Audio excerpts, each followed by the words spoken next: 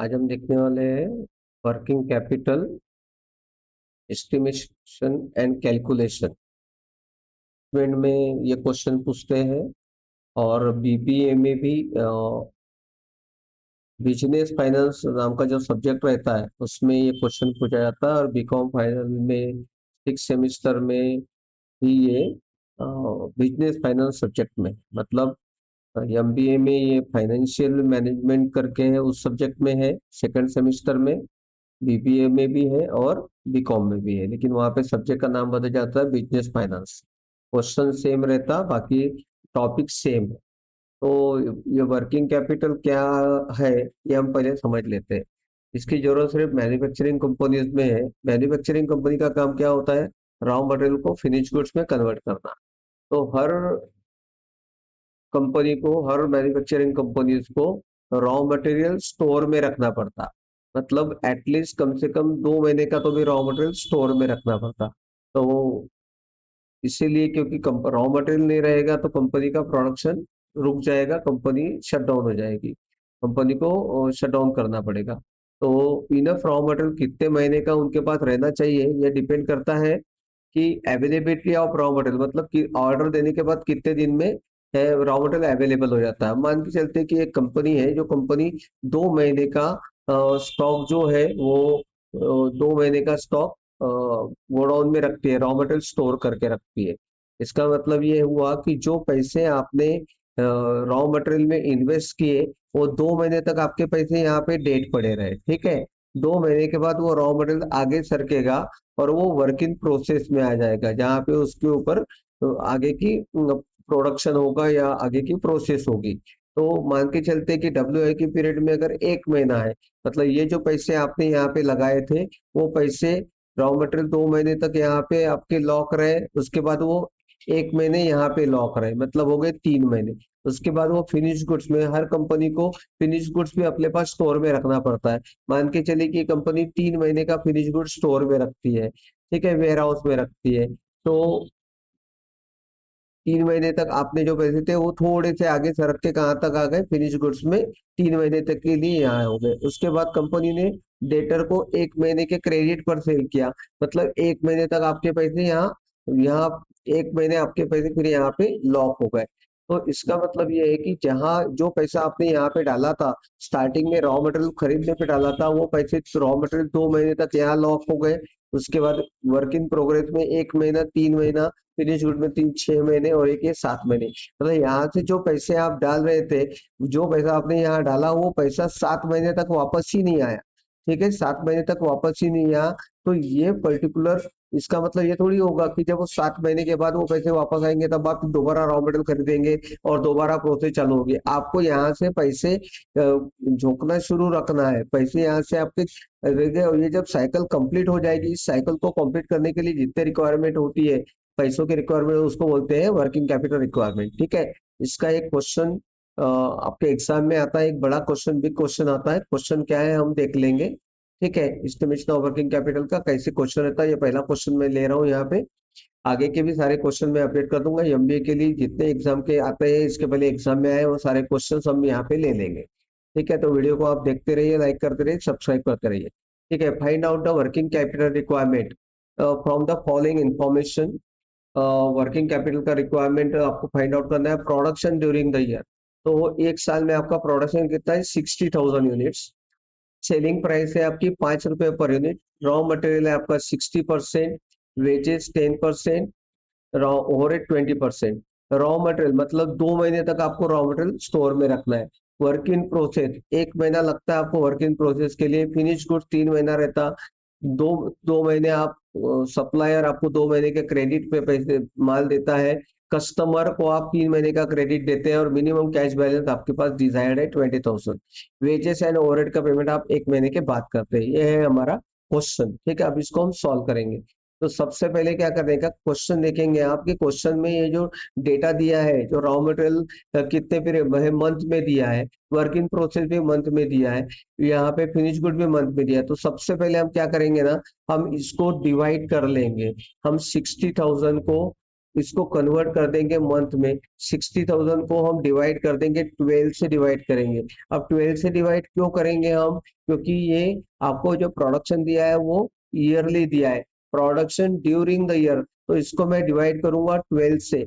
Monthly, क्योंकि सारा data जो दिया है वो मंथली दिया है, अगर आपको वीकली दिया है तो वीक्स में करना होता है। इसको डिवाइड करेंगे तो 5000 यूनिट्स आएगा। इसका मतलब ये हुआ कि मंथली प्रोडक्शन जो है आपका 5000 यूनिट्स है।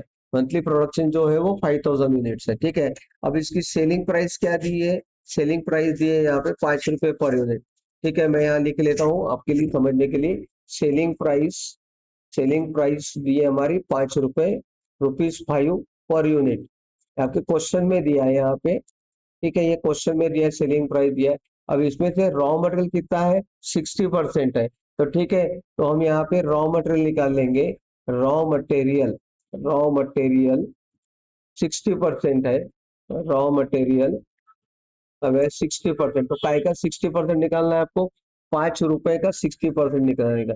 5 मल्टीप्लाइड बाय 60%, तो 5 का 60% जो होगा वो क्या हो जाएगा आपका? ₹3 हो जाएगा, ठीक है, ₹3। इसका मतलब मटेरियल की कॉस्ट कितनी है? ₹3 है। उसके बाद हम आगे बढ़ रहे हैं, मटेरियल के बाद क्या है आपका? वेजेस।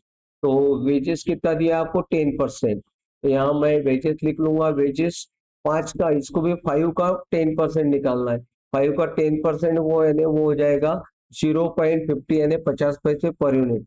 50 पैसे, 0.50 पर यूनिट, ठीक है, पर यूनिट। ये जो मटेरियल है वो भी आपका 3 रुपए पर यूनिट है। उसके बाद ओवरहेड, ये लिखा मैंने यहाँ पे ओवरहेड्स, ये भी यहाँ पे दिया हुआ है कितना? 20% है। काय का 20% निकालना है आपको? 5 का 20% निकालना है।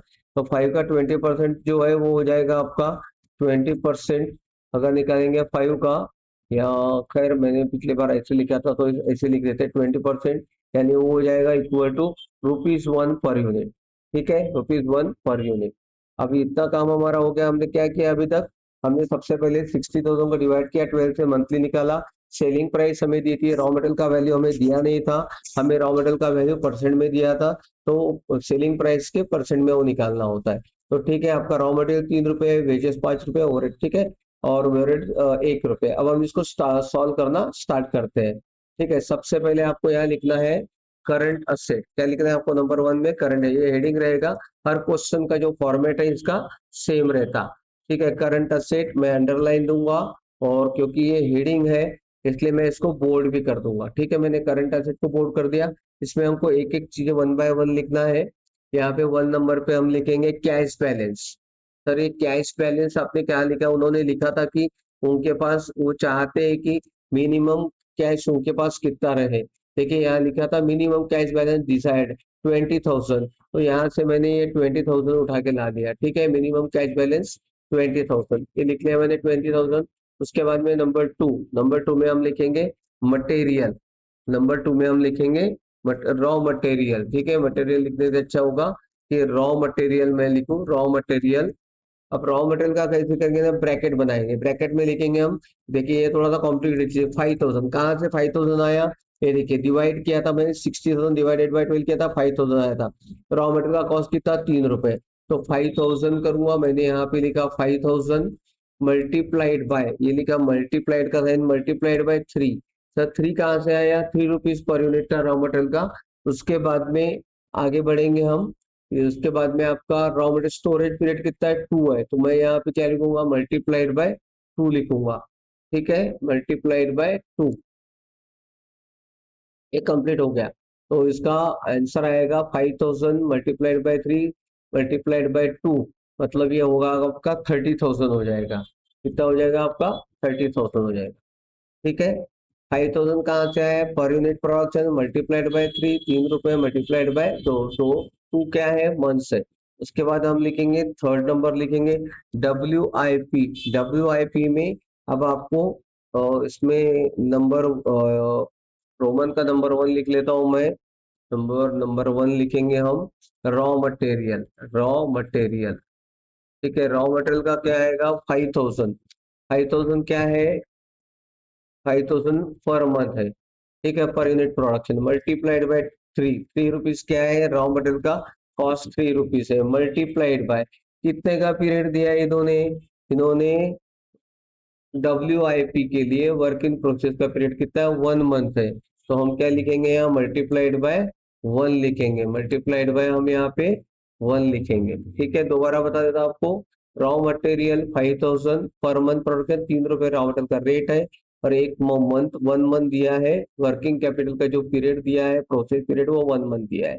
तो यहाँ 1 लिखेंगे, इसका जो भी आंसर आएगा, जो भी आंसर इसका आएगा, वो मैं आंसर में यहाँ पे इनर कॉलम में लिखूंगा, दैट इज 15,000, वो आएगा 15,000। इसके बाद में मैं नंबर 2 लिखूंगा यहाँ पे, रॉ मटेरियल के बाद आएगा आपका वेजेस। ठीक है, हर क्वेश्चन में सेम ऐसे ही करना होता है। इसका फॉर्मेट आप ध्यान में रख लीजिएगा, 5000, ये 5000 कहाँ से आ गया, फिर से number of unit multiplied by wages का क्या रेट था हमारा, हमने यहाँ वेजेस निकाला था कितना, 0.50। तो यहाँ आएगा वेजेस 0.50 मल्टीप्लाइड बाय 1। अब मल्टीप्लाइड बाय 1 क्यों किया आपने, क्योंकि वो WIP का पीरियड 1 है। ठीक है, ब्रैकेट में उसके बाद लिखेंगे हम, ब्रैकेट के बाद 50%। तो आप बोलेंगे सर ये 50% आप क्यों लिख रहे हैं, तो 50% हम ये एज्यूम करके चलना होता है हमें कि वेजेस पे रॉ मटेरियल का पूरा 100% काम हो चुका है, लेकिन वेजेस पे 50% ही काम है। WIP का मतलब है कि वर्क इन प्रोसेस है, अभी पूरा काम कंप्लीट नहीं हुआ है, तो वी एज्यूम दैट कि 50% काम हो चुका है। ठीक है, तो इसका जो अमाउंट आएगा वो आएगा 1250, 1250। ठीक है, उसके बाद ये नंबर थर्ड जो है, मैं यहाँ पे थर्ड ले लूंगा।